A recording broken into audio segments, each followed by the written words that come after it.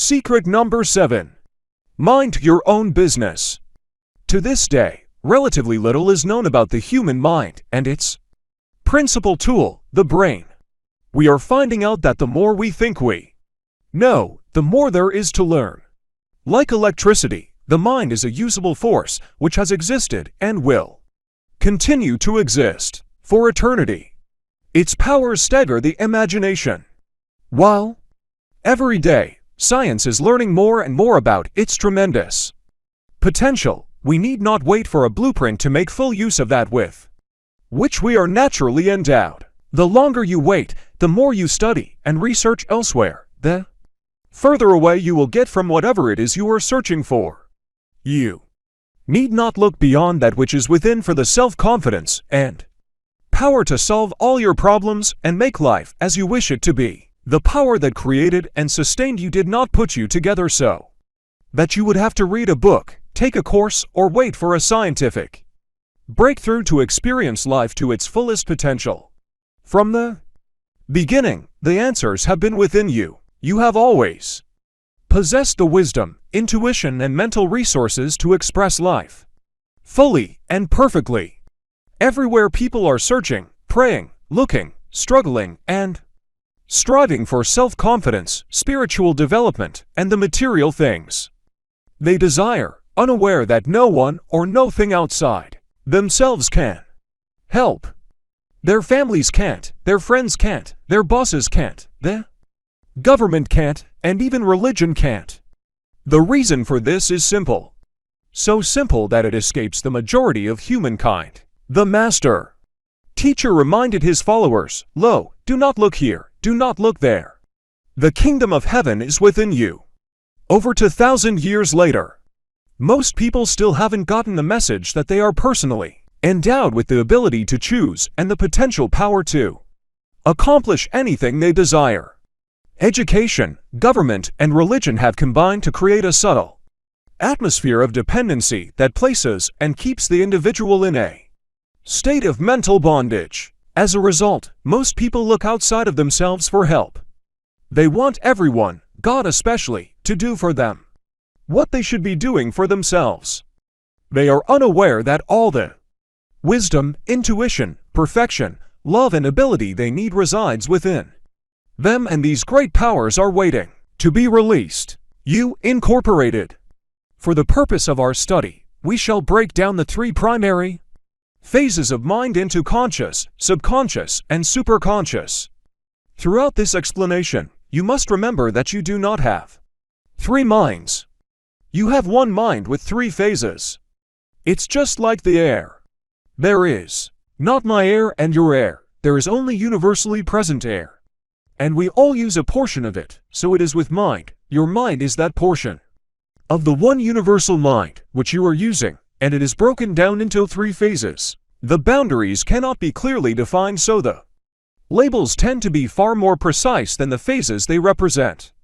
The business of living a creative life and achieving total self-confidence requires that you get on a first-name basis with the 3 phases of your mind and understand the primary functions of each. I call this joint venture of all the phases working together. You Incorporated.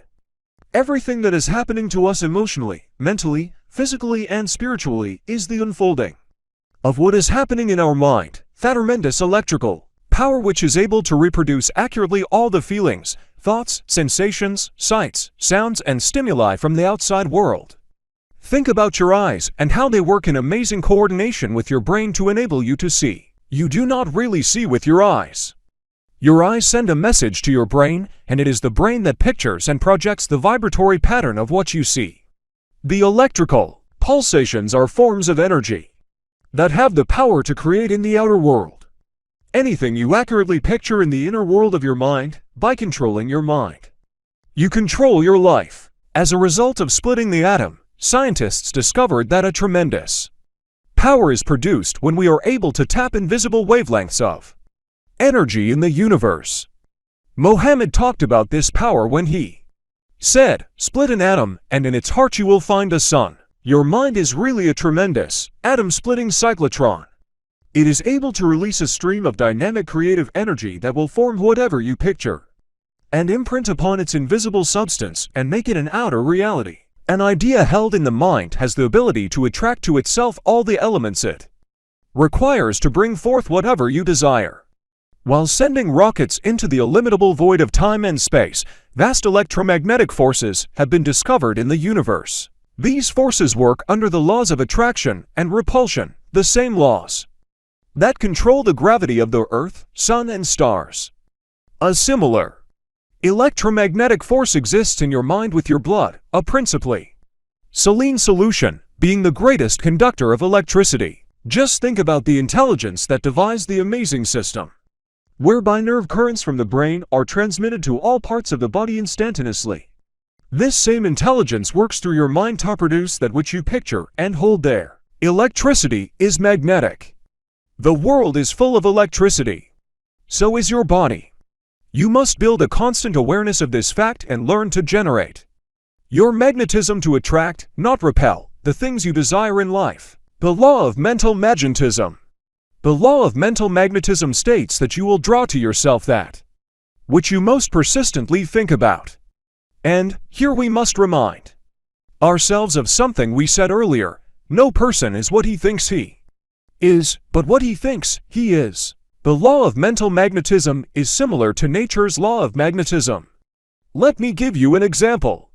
If you were to take an iron magnet, it would draw any iron substance to it, but it would attract only iron and reject all other materials. Like attracts like. Why is a magnet a magnet? Simply because all the molecules are pointed in the same direction. Their pulling power is fused together. Ordinary metal molecules are pushing and pulling against each other. Implicit in this phenomenon is the value of unity of purpose. Whatever you give dominant thought to, whether it be sickness or health, success or failure, abundance or lack, love or hate, the object of your attention will be attracted to you. Your brain cells are sending out magnetic thought waves that can travel to infinity. Each cell is a want cell, and it combines with others to attract the sum total of your wants, whether they are negative or positive. The important thing is to know exactly what you want. If you don't, will attract only confusion. You may say, I don't want sickness, yet I am sick. But what are you most persistently thinking about? What are you giving your dominant attention to? Sickness. Ernest Holmes, a noted teacher and metaphysician, was approached by a friend suffering from a severe illness. He asked Holmes to treat his illness. Ernest's response was, "Your illness seems to be doing all right for itself. Let's treat you for your health. Remember, like attracts like. Whatever you focus on, you create more of." People who are not clear on what they really want consistently attract things that seem inconsistent with their wishes. Everybody, on the surface, wishes for such things as success, friendship, love, happiness, safety, and security. But because they focus on what they don't want, they do not attract the things that they want. 1 out of 10,000 really understand this amazing fact. If you ask people to list their most important wants, you will notice something strikingly similar about their lists. The items have one thing in common: they are all positive. This is because we only admit to ourselves and others those things of a positive nature.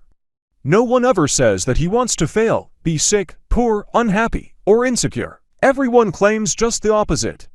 But here is an amazing fact: like the magnet with its opposite attracting and repelling poles, for every positive want, we have a negative want which we will not admit, and which, often, we are not even aware exists. Thus it is imperative to know exactly what we desire, for the law of mental magnetism always attracts our true wants.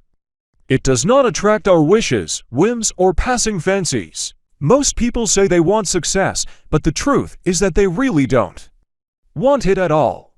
They don't want to do the things that will bring them success. For example, people aren't successful because they have money. They have money because they are successful. Most of us want the results of success, but not the responsibility that goes along with it. With all the knowledge, education, and training available today, it's harder to fail than succeed. But success scares most people, and so they fail because, subconsciously, they are afraid of success. There are those who say they want friendship or love, yet criticism, hate, jealousy, envy, and revenge dominate their attention. There are those who say they want popularity and recognition but, at the same time, make their desire for privacy obvious through the law of mental magnetism. The law of mental magnetism also applies to the radiation of your thoughts. If you throw a pebble into a pond, you will see ripples going out in circles. These circles ultimately reach the shore. If you were to take two stones of different sizes and weights and toss them both in at the same time a few feet apart, their ripples would eventually converge. In the ensuing struggle for supremacy, the larger ripples from the larger stone would overcome the smaller ripples from the smaller stone. So it is with your thoughts. The larger the thought, the bigger your thinking. The more easily it will vanquish smaller thoughts. Positive thoughts set up waves, which are bigger, more energetic, and have stronger vibrations. These more powerful vibrations reach their objective because, like the big stone in the water, they create higher and stronger waves. Science can now measure thought waves. In tests, subjects are able to think about a certain object and project the thought wave until it is picked up and measured by a photographic apparatus. If the subject, for example, were to concentrate on an object such as a triangle, the apparatus would produce a perfect picture of the triangle. Other successful experiments involve photographs taken of ordinary drinking water while it is being prayed over and blessed. Preliminary photographs of the water showed very thin vibrations, but as the same water was being blessed, it registered significantly increased radiation, indicating that the power of positive thought can be transferred to an object. Every time you send out a negative thought, just like turning off the electric light switch, you automatically lower the magnetism in your body and mind. Thoughts of sickness, poverty, hate, resentment, lack, and limitation disconnect you from your creative power to magnetize and attract. The more this happens, the more you run down your mental power source until, like an automobile battery that has been drained, it finally dies. Fortunately, you can recharge your battery and become an increasingly magnetic individual by using positive thoughts and words. Remember, positive energy creates, negative energy destroys. It is time, then, that we begin to learn how our mind operates and how we can use the correct thinking process to magnetize and attract the good things we want in our life experience. In this chapter, we shall become familiar with the first of the three phases of mind power, the superconscious. The superconscious phase of mind power. The creative mind or intelligence has been called various things by philosophers, psychologists, and mystics throughout the ages.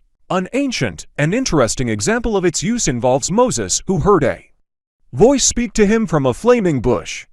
When he willingly responded, he was shown how to lead the lost tribes out of the desert to freedom. Asked who had directed him, he replied, "I am has sent me," undoubtedly. He was referring to the creative intelligence in every human being. The experience of Moses demonstrates that, within each one of us is a power center that knows the perfect way for us, a realm of absolute ideas that cannot be wrong.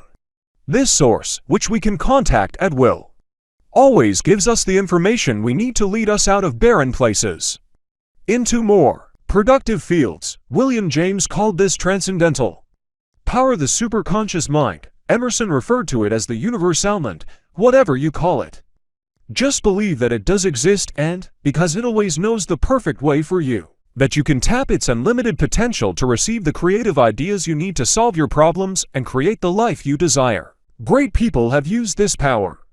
You can build total self-confidence by releasing your unlimited potential through the power of your mind, just as an artist forms a picture in his mind first. The law of magnetic attraction can bring you that which you picture in detail. Clara Barton used this power. She pictured helping people in distress and, from this, emerged the Red Cross. Joan of Arc heard voices guiding her as the creative mind led her to victory.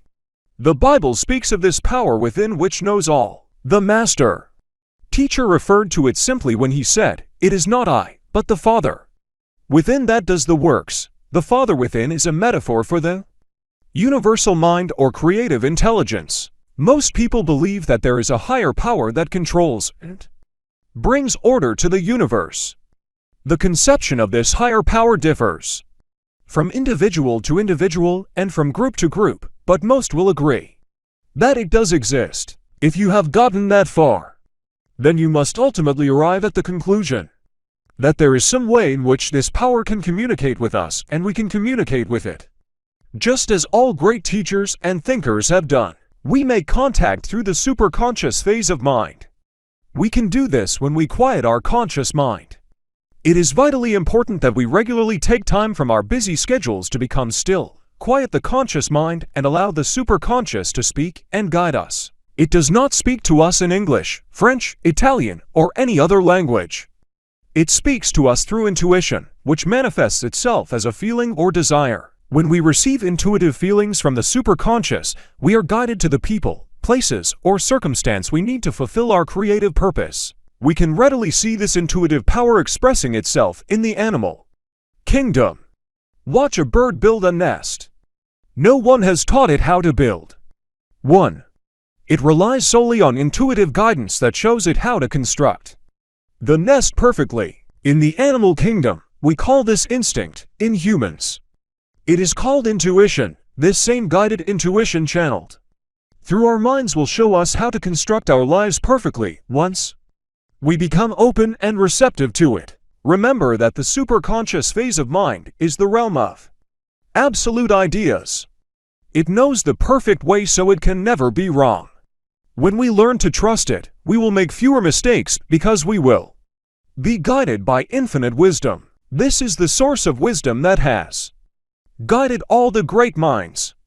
Creative power channeled through desire. Creative intelligence channels its creative power through desire. Our entire world was built on the magnetic thoughts of those who had a desire to create, to move forward, and led humankind.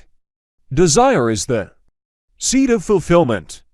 Creative intelligence speaks to you through intuition. This intuition manifests itself as a desire to do something creative. Desire works its magic through the power of the sympathetic nervous system. When you want something strongly enough, the desire becomes imprinted upon your subconscious mind. The emotion is then transmitted to the nerves and muscles of your body, and you are impelled to achieve it. The most important thing to remember about desire is that if you have the desire to do anything creative, you also have within you the means of fulfillment. Creative intelligence would not have given you the desire if that potential were not possible for you. In other words, whatever desire you have, no matter how far-fetched it may seem, carries with it the ability and mechanics to make it become reality. Every person who has accomplished something worthwhile started out with a desire. To most of these people, the realization of this desire seemed remote, but faith in themselves and in the creative power enabled them to develop the talents, skills, and abilities to make it come true. What we are saying here is that whatever you desire right now can become a reality. If you desire wealth, you will be led to the circumstance that will make you a fortune. If you desire friends, you will be led to the right people. If you desire a new job, you will be guided to the right employment. But this must be done through your creative imagination.